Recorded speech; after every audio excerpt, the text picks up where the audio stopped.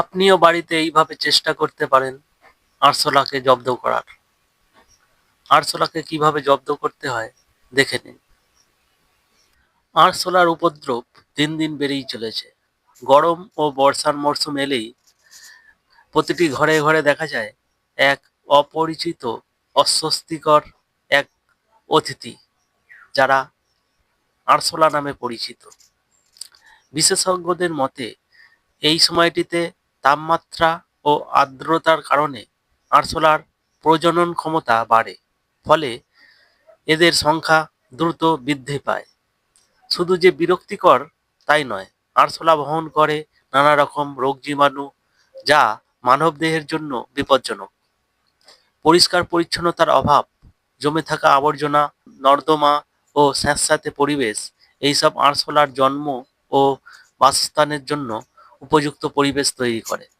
পাশাপাশি রান্নাঘরে খোলা খাবার কিংবা ময়লা ডাস্টবিন ঢেকে না রাখা এই সমস্যাকে আরও বাড়িয়ে তোলে।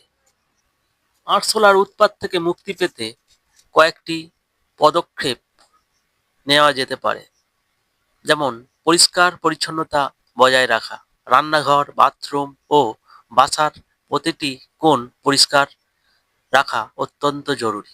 খাবার ঢেকে রাখা, খোলা খাবার রাখলে তা আরশোলার দৃষ্টি আকর্ষণ করে, তাই খাবার ঢেকে রাখা দরকার। ডাস্টবিনে নিয়মিত আবর্জনা জমিয়ে না রেখে প্রতিদিন পরিষ্কার রাখা উচিত।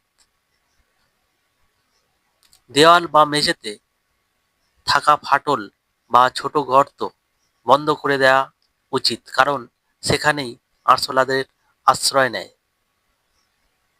লবঙ্গ, তেজপাতা, বড়ি পাউডার ও বেকিং সোডার মিশ্রণ আরশোলা দূর করতে সাহায্য করে।